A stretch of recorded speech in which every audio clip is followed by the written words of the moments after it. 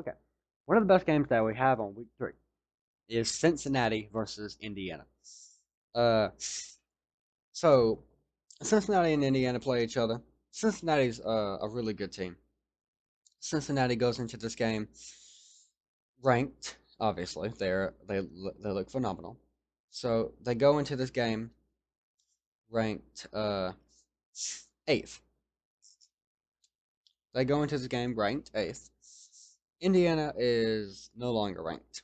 Indiana, I think, was I think they were 10th when they went into this season, and now they're no longer ranked.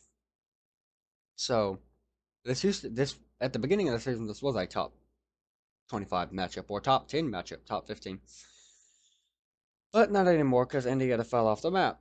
I didn't expect that to happen, but the more and more I watched them, the more I understood why they fell off the map because they are no longer good. That season last year was an anomaly. Anyway, Cincinnati. Their first game, they beat Miami, Ohio 49-14. It was completely dominated by the Bearcats. Desmond Ritter went 20 for 25, 295 yards, 4 touchdowns, and 1 interception. We can all ignore that 1 interception if you look at the 295 yards and 4 touchdowns. They just look great. They scored 21 points in the first quarter, 14 in the second and fourth. It was scoreless in the third. But these Cincinnati is the best group of 5 team in college football.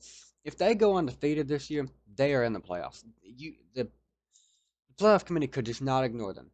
They play Indiana and Notre Dame.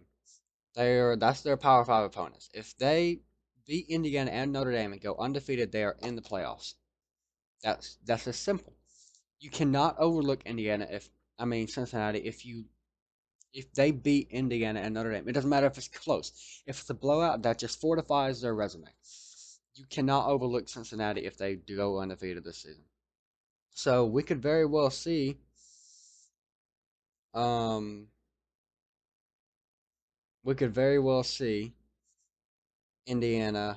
Cincinnati in the playoffs this year. Anyway, next week 2 last week, Cincinnati they kind of struggled at the beginning of the game. They played Murray State. They beat them 42-7. You're probably wondering how was I struggling, but they didn't score in the first quarter, and they scored a touchdown in the second quarter. It was 7-7 going into the halftime. Cincinnati looked awful at the first half, but then they came out the second half and boom, boom, boom. There were touchdowns after touchdown after touchdown. They just looked great. Desmond Ritter, which I think should be a Heisman candidate this year, went 14 of 22 for 243 yards and 2 touchdowns. No interceptions, so that looks great. Um, Jerome Ford had 18 carries for 113 yards and 3 touchdowns, so he looked really good. Um, Tyler Scott, a receiver, had 4 receptions set for 74 yards and 1 touchdown. Cincinnati looked amazing. They are dominating. Like I said in the video before, yes, they are playing bad teams, but when you play bad teams, you are supposed to dominate them. And that's what they've done. 2 straight 40-point games, and they are just on a roll. Cincinnati is looking amazing. I am very high on the Bearcats. Last year I was kind of saying, okay, this is going to be the only season that they're having. But their defense is amazing.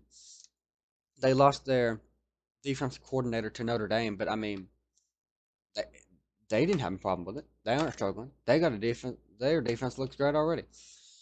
So I wouldn't worry about Cincinnati. Indiana. Okay, listen, Indiana. You have some issues. You need to work out. Indiana played uh Indiana played awfully week 1. They played Iowa and they lost 34-6. They had field goals. That's all they had. They only had field goals. How do you do? Why? Um, Michael Penix, who floated around saying he was going to be a Heisman candidate. I don't know who said that. I think it was just Indiana fans. I didn't even know Indiana fans existed before their season last year. They came out of hiding under a rock. Um, but Michael Penix went 14 of 31 for 156 yards and 3 interceptions. That sounds like Jordan Travis out there. Um, I they didn't look good at all. Iowa's quarterback looked better. I mean, what Spencer Petrus, if I don't know if I got his name right, went 13 of 27 for 145 yards. They Iowa had 2 pick sixes, 2 of them. Okay, so you look at that and tell me that they're a good team. Indiana's not a good team. They're awful. That Tom Allen's a good coach. He's not an elite coach. He's not Ryan Day. He's not Nick Saban. He's not Dabo Swinney. But last year was an anomaly. They are not good. They were, I think they were 17th going in. Oh yeah, they were 17th, not 10th. What am I talking about? They were 17th going into this game. They lost. I don't even know if they were ranked the next week, but the next week they played Idaho. Idaho's that one team that was in the FBS a couple years ago, but then they moved. I think they moved down to FCS. But you can already go ahead and say that they won because they did. They dominated Idaho. Uh, they beat them 56-14. Probably shouldn't have given up 14 points, but they did dominate. They destroyed them. They scored 21 points in the first quarter, which just propelled them to 14 points in the second, 7, third, 14th, fourth. Michael Penix. I don't. Did he get the start? I don't see him on my stats. I don't see him on my stats. Michael Penix did start, but I think he got hurt. Jack Tuttle, he finished the game. He went 2 and 4 for 91 yards and 1 touchdown.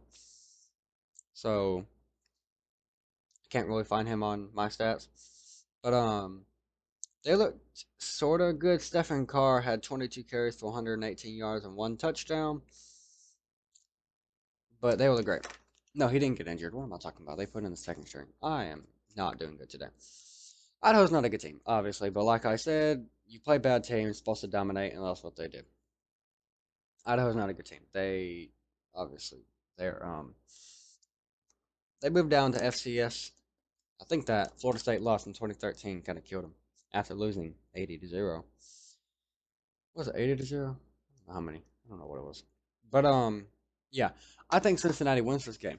I mean, it's not going to be an upset because Cincinnati's number 8 and Idaho's not even ranked. Not Idaho, Indiana's not even ranked. This will be Cincinnati handling Indiana.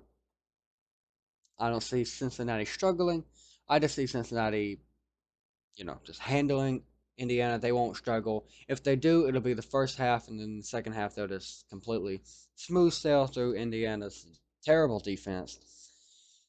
But yeah, I don't. Indiana's season last year was an anomaly. They are not good. They are not what they were last year. They are atrocious.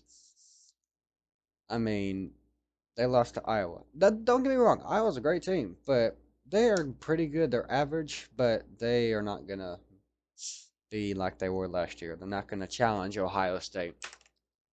But yeah, that's my prediction, and I hope you enjoyed it, and I'll see y'all in the next video.